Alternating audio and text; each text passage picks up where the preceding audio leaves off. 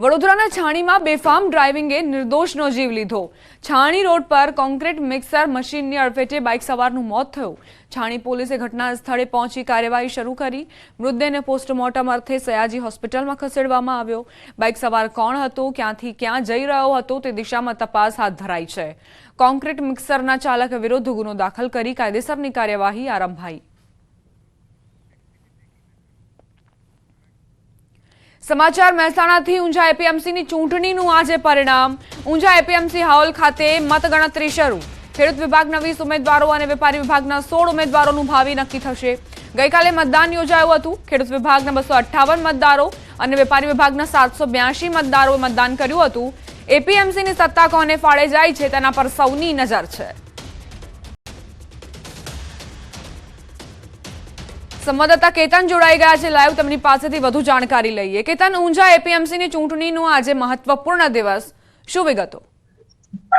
ચોક્કસથી 10 ઉમેદવારો હોય છે કે જે 10 બેઠકો છે તેને લઈ હાલમાં મતગણતરી હોય છે શરૂ થઈ છે। અત્યારની વાત કરીએ અત્યાર સુધી 50 જેટલી જે મતગણતરી હોય છે તે પૂર્ણ થઈ છે, જેમાં 5 જે ભાજપના મેન્ડેટ વાળા ઉમેદવારો હોય છે તે 5 જે અન્ય ઉમેદવારો હોય છે તેઓ આગળ હાલમાં ચાલી રહ્યા છે। ટૂંક સમયમાં જ 1 કલાકની અંદર જ જે 258 જેટલા જે મત હોય છે તેની મતગણતરી પૂર્ણ થશે, ત્યારબાદ રિઝલ્ટ જાહેર થશે અને ત્યારબાદ જે વેપારી બેઠકોને જે મતદારો છે તેમનું મતગણતરી શરૂ થશે। ટોટલ વાત કરીએ તો 2 થી 2.5 કલાકમાં જ ચિત્ર સ્પષ્ટ થશે કે કોની વિજય થાય છે, કોની હાર થાય છે અને આગામી દિવસોમાં આ એપીએમસી ચૂંટણી પર કોની સત્તા રહે છે। જી કેતન, આજે અત્યારે મતગણતરી થઈ રહી છે, કેટલા વાગ્યા સુધીમાં ચિત્ર સ્પષ્ટ થઈ જશે અને કયા પેનલની જે ઉમેદવારી છે તે ભારે નજરે પડી રહી છે? ચોક્કસથી હાલ વાત કરીએ તો 1 વાગ્યા સુધી સમગ્ર જે ચૂંટણીની જે મતગણતરી પૂર્ણ થાય તેવું હાલમાં લાગી રહ્યું છે। હાલની વાત કરીએ તો હાલમાં જે દિનેશ પટેલની જે સમર્થકની જે પેનલ હોય છે તે હાલમાં આગળ ચાલી રહી છે। ખાસ વાત કરીએ તો આ જે ચૂંટણી હોય છે તેમાં ત્રિપાર્ટીય જે જંગ જામ્યો હતો, પરંતુ હાલમાં દિનેશ પટેલની જે જૂથનું જે સમર્થકો હોય છે તેમની પેનલ હોય છે તે આગળ ચાલી રહી છે। આગળ પણ તમારી પાસેથી અપડેટ્સ લેતા રહીશું।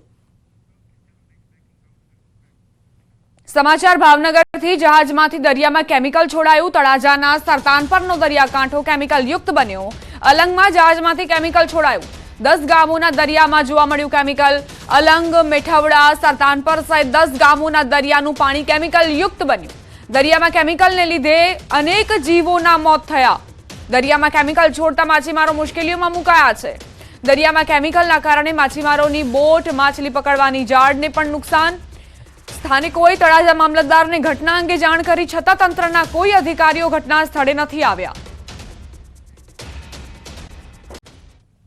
આરોગ્ય મંત્રી ઋષિકેશ પટેલનું મોટું નિવેદન। રાઇઝિંગ ગુજરાતમાં ઋષિકેશ પટેલે નિવેદન આપ્યું। પીએમજેવાયના ક્લેમ માટે એક સિસ્ટમ તૈયાર કરાઈ। નિષ્ણાંતો સાથે ચર્ચા બાદ એસઓપી તૈયાર કરાઈ। આગામી 2 થી 3 દિવસમાં જાહેરાત થશે। લોકોને સારી આરોગ્ય સેવા મળે તે ઉદ્દેશ્યથી આ એસઓપી તૈયાર કરાઈ છે। એમની સાથે ચર્ચા કર્યા પછી ક્યાં કયા સુધારા કરવા જેવા છે એ આખું કર્યું, ફાઇન ટ્યુનિંગ થઈ રહ્યું છે અને કદાચ 1, 2 કે 3 દિવસની અંદર એને તમામ ગુજરાતના લોકોને માહિતી મળે અને ખાસ કરી અને જે ડોક્ટરી આલમની અંદર જે પીએમજેવાય એમ્પેનલ્ડ થયેલી આપણી જેટલી પણ સંસ્થાઓ છે એ ડોક્ટરો સહિત એના પ્રોટોકોલ નક્કી કરી અને સ્ટાન્ડર્ડ ઓપરેટિવ પ્રોસિજર આપણે તૈયાર કરી છે અને એ જ પ્રમાણે માં ક્લેમ જાય એ જે આપણું પીએમજેવાય ક્લેમ આપણને મળે અને એ મંજૂર થઈને જાય એ રીતની વ્યવસ્થાઓ આપણે કરી છે। આગળ વાત કડકડતી ઠંડીની।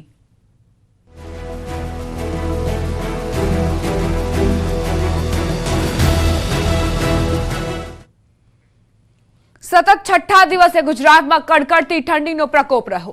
નલિયામાં 6.5 ડિગ્રી તાપમાન નોંધાયું। અમદાવાદમાં 11.8 ડિગ્રી તાપમાન, રાજકોટમાં 10.8 ડિગ્રી તો ડીસામાં 11 ડિગ્રી ઠંડી અનુભવાઈ।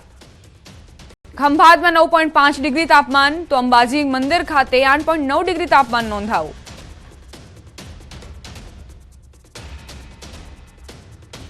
કાતિલ ઠંડીમાં આખું ગુજરાત ઠૂંઠવાયું છે। આગામી સમયમાં હજુ પણ વધુ ઠંડી વરસશે, તે માટે તૈયાર રહેવું પડશે।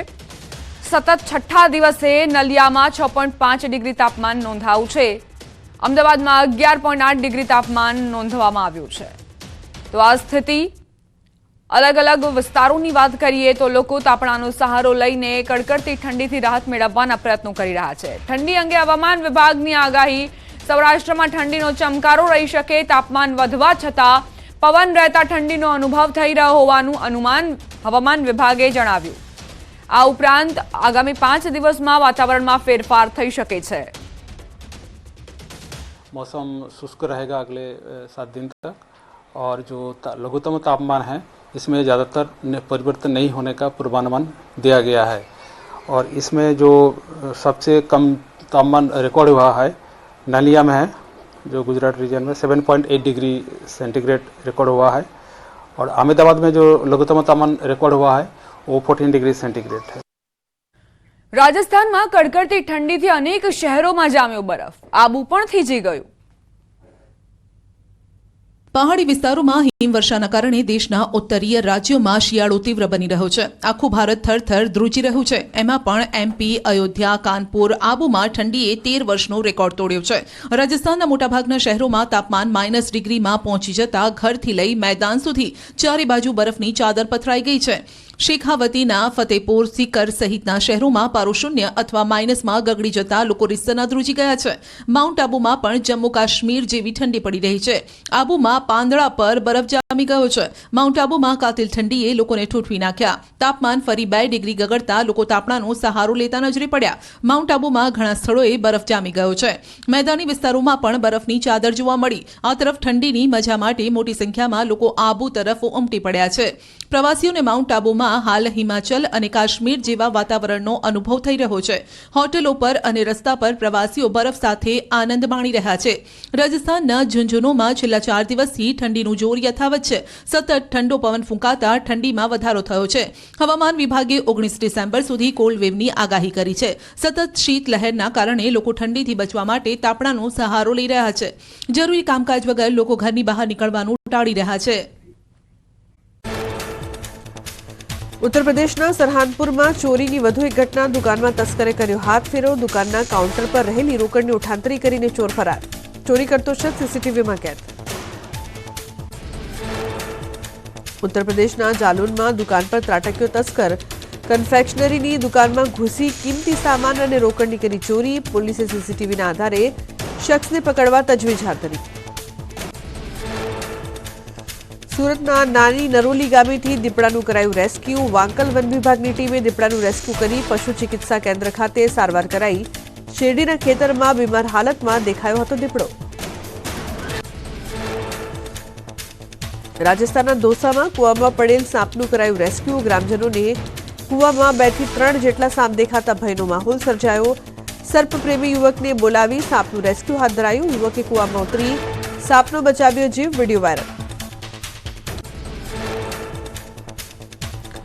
બિહારમાં સિવાનના બગીચામાં મહાકાય અજગર આવી ચડ્યો. બગીચામાં 12 ફૂટ જેટલો વિશાળ અજગર આવી ચડતા લોકોમાં અફરાતફરી અને ભયનો માહોલ.